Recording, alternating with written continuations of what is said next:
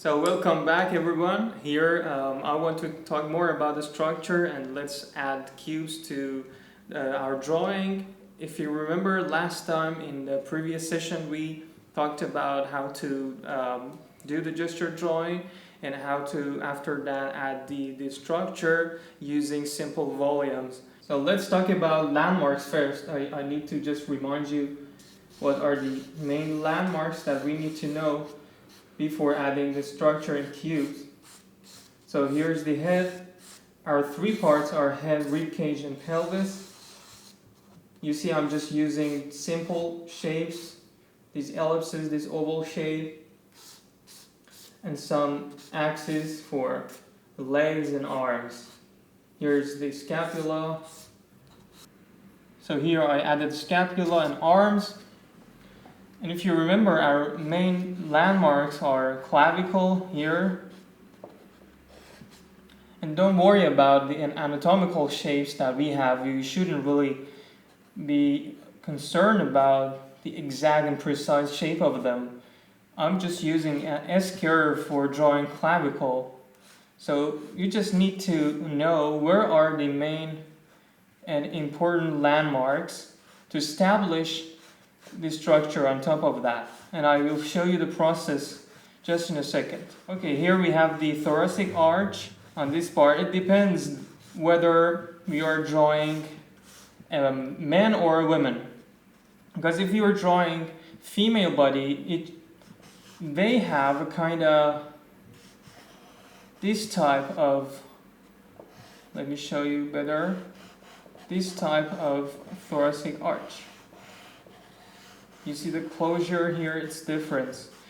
The aperture and the angle and the shape of the rib cage is different in female body, but in male body,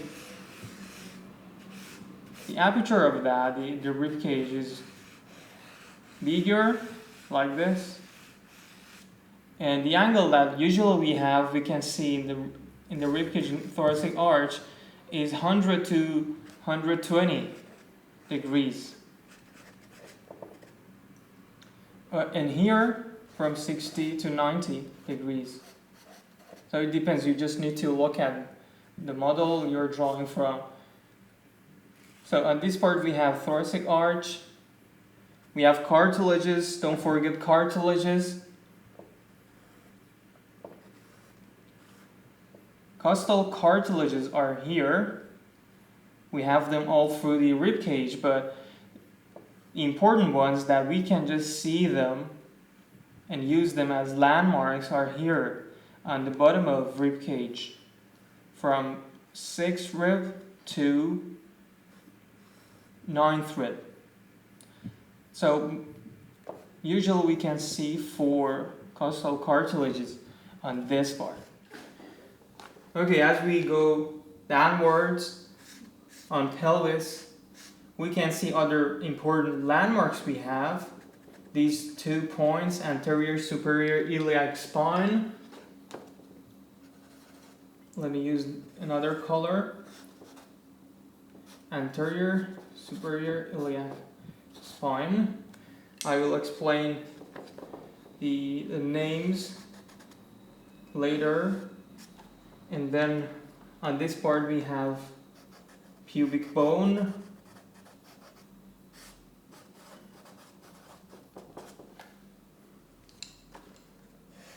and on the extremities of pelvis we have these 2 bony parts, greater trochanter,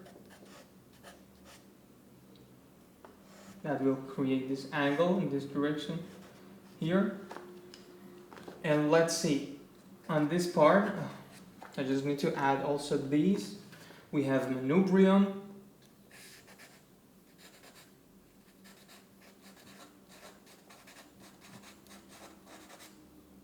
and sternum,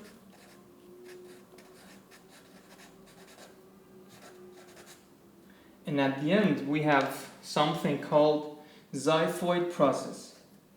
This triangle form at the end of the sternum. Okay, and then costal cartilage. that I'm showing here with blue. So that's all that you need to know for in the front view, obviously. And let's here talk about the back view and see what are the important landmarks of the body in back view. Now let me draw a simple just shape for human body in back view. As you can see, I always first draw our three important parts of the body: head, ribcage, and pelvis. And remember that on back view we have something else that's really crucial in drawing, which is spine. Don't forget that. And spine has three different parts: cervical, thoracic, and lumbar.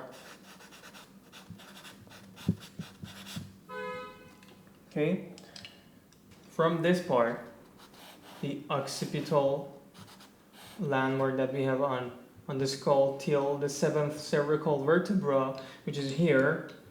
Let me show you with black. On this part, this point, this bony part, we have at the end of the neck. This part is the cervical part. That's why I called it seventh cervical vertebra.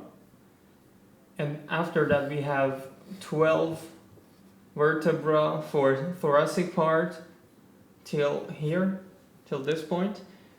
And at the end, finally, we have lumbar part, which has 5 vertebra, and neck has 7 vertebra. At the end of this spine, we have a bone called sacrum, which has a triangular shape like this. So we really don't need to draw the exact anatomical shape, as I said before.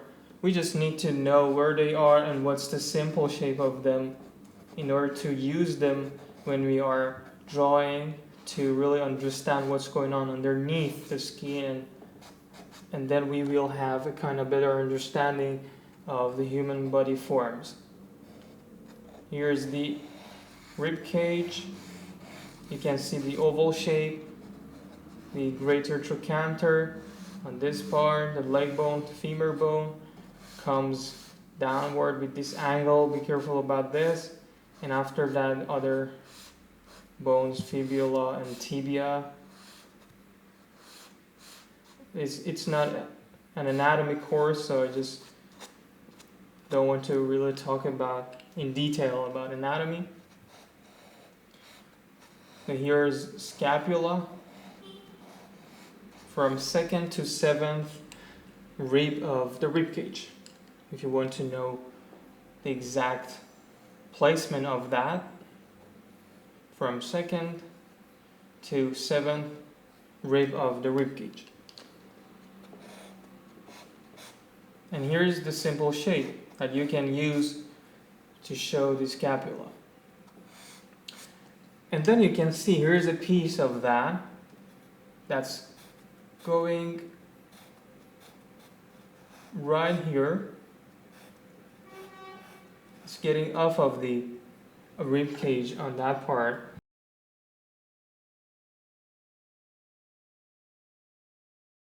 Okay, now let's recap the landmarks that we've talked about here. In the front view, you can see the clavicle on this part, manubrium, sternum here, and then thoracic arch, costal cartilages from 6th to 9th rib here, and then anterior superior iliac spine and pubic bone, and finally greater trochanter. On the other hand, in the back view, we have posterior superior iliac spine, which is here. So whenever you are drawing the pelvis, you would see the muscles coming through like this, and then here's a shape in this way. Here are 2 curves of the pelvis, and then we have external oblique muscle which has a curve like this in it. And here we have the form of sacrum at the end, like this, and then gluteus maximus, the bone on this part, So you can see when we add muscles and landmarks together, we would have the form that we're looking for. Okay, that's the process. Okay, now let's see the structure. I want to use cubes for showing the ribcage and pelvis, and after that I'm gonna just tell you how to add different shapes. So now I'm gonna just explain to you how to add cubes to our drawing, to the landmarks, and always we are looking for landmarks in the body to add a structure, and after that I'm gonna just tell you how to add other shapes and other volumes to have a kind of more complex and more complete result in your drawings. So let's get started. Okay, first of all, when you want to add structure and cubes on ribcage and pelvis, look at the landmarks.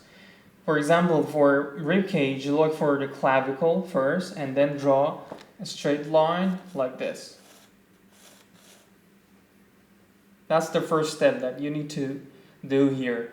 And after that, we look for the costal cartilages in the end of the thoracic arch, which is here. And I just draw another straight line parallel to the previous line that I just drew there.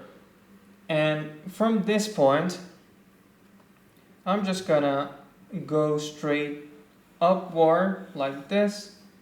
And also I would do the same thing here.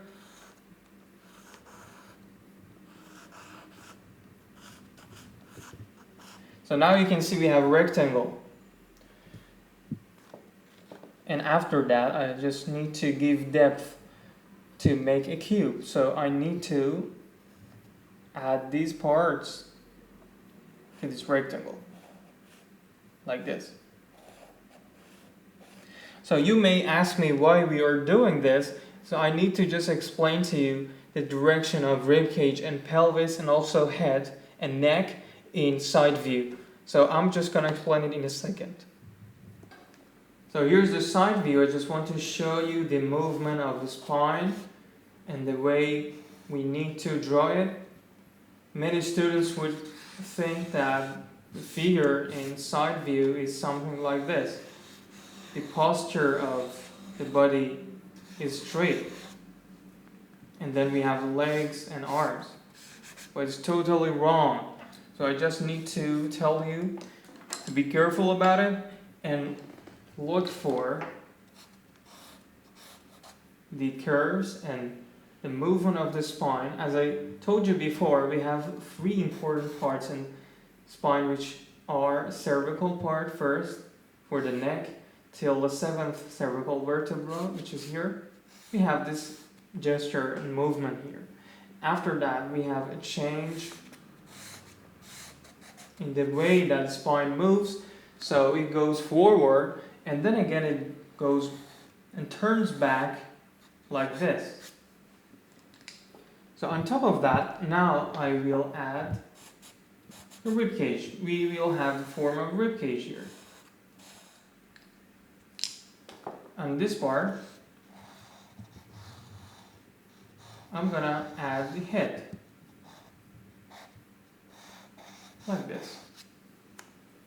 So here's the head, ribcage, and now let's draw pelvis.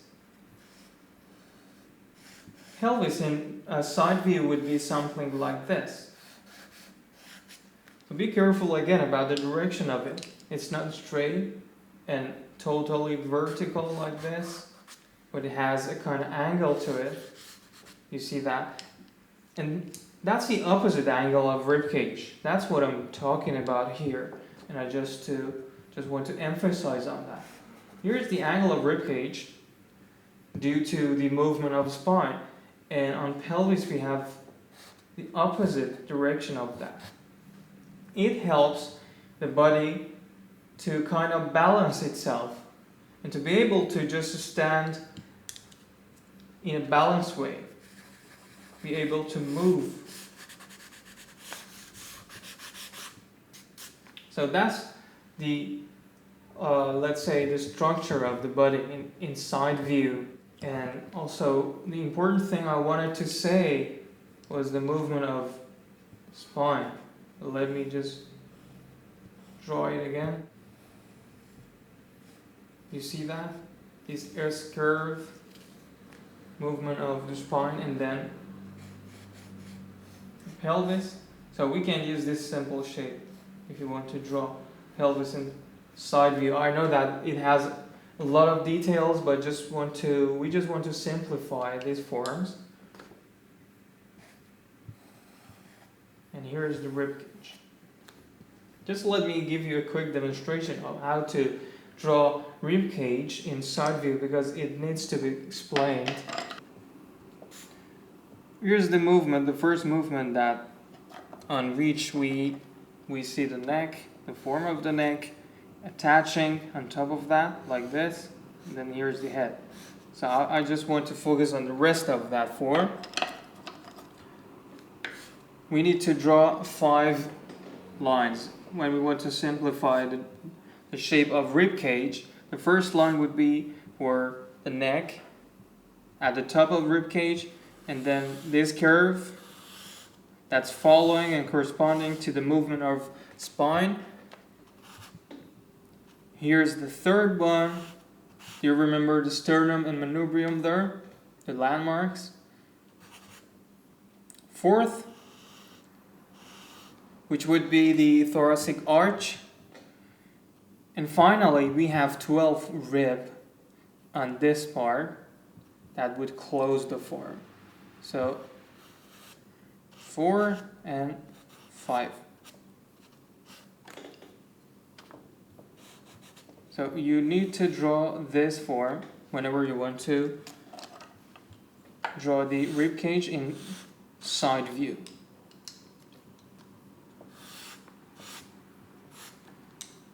And then on this part we would have spine coming through, and then rib cage, which is here, and pelvis, like this. Look at the angle. It's quite important to draw in this way, because then your drawing would seem really realistic and believable. If you just draw everything vertical, rigid, like this,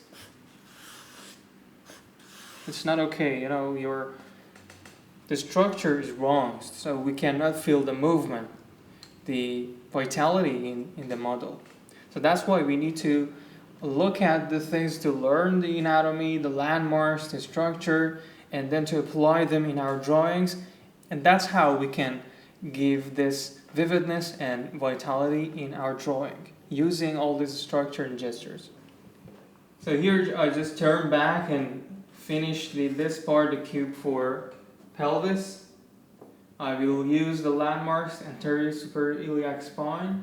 We call this anterior because it's in front of the pelvis here, and superior because it's on top of another landmark that we have right here that we just gonna slip on it for the time.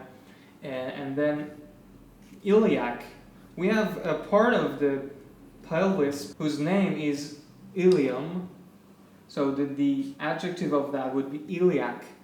And spine, because it has a kind of, the form sticks out like this. Anything that sticks out, we would call it spine in anatomy or process. We have these two names for that. Anyway, the other line we need to add here is for pubic bone right here. So now we have these two parallel lines. And then the important thing that you need to remember is the angle and direction of these two lines. So you see that it's not similar to rib cage the way I did it. It's not straight, but it is diagonal. Can you see that? It's kind of diagonal, not too much, because the form of the pelvis is basically something like this. If I do it using a cylinder, the form of the pelvis, if you look at it, has these two angles in it. So that's why instead of using just two straight lines and vertical lines, I use two diagonal lines. In this way, it will correspond with the actual form of the pelvis.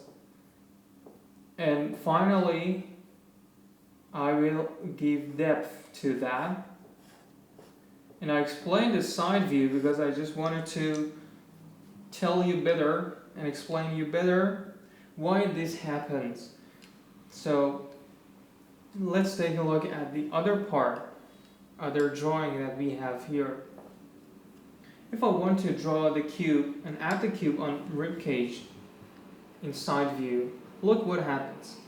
This line is not anymore at the top of the neck here, but since the main direction of the ribcage, because of the spine, is diagonal, the cube itself would have the same gesture, like this.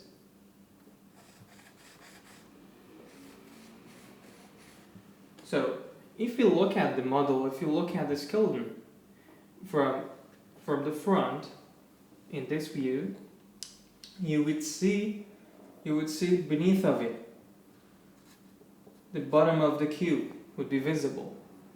So that's why here remember that in the front view we can see the bottom of the cube and top of the pelvis. That's a rule always, in normal positions obviously. I've already explained the angle of pelvis. I just needed to clarify what happens here in ribcage. So let's see how the cube would work on the back view on ribcage and pelvis. Here we have the scapula, and I would draw again just a simple straight line, horizontal line like this for showing the scapula, and then we need another parallel line for end of the rib cage, and from this point that the scapula will pass over the rib cage here, I will go downward like this, and whenever this line crosses the other one we have at the end of the rib cage, that would be the end of this rectangle. So now I finished the rectangle. The only thing that remains is completing the top part of this cube.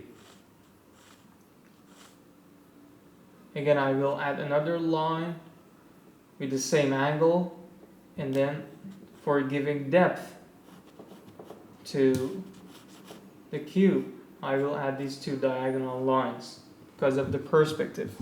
Regarding that, we have a kind of one point perspective like this while I'm drawing the cube. So it helps you to have a kind of spatial understanding of anatomical parts of the body, and just not to look at them as flat shapes and volumes. No, it really helps you to have this knowledge, have this perception of what's going on, and then you can use it and apply it whenever you need it. And now on pelvis, I will use posterior superiliac spine, these 2 points that are here, and then at the end of the sacrum, at the end of this triangle I need another line. And do you remember pubic bone? Pubic bone is right here. So for completing the cube, I just need 3 lines, these 3 lines. And finally, I will connect all of them together, and that would be the cube we need for pelvis in back view. Remember that. And in back view, we can see bottom of the pelvis cube, like this. And in contrary, we can see top of the cube of the ribcage. So that's what happens. And you can see that again in side view, the reason of this fact we have here.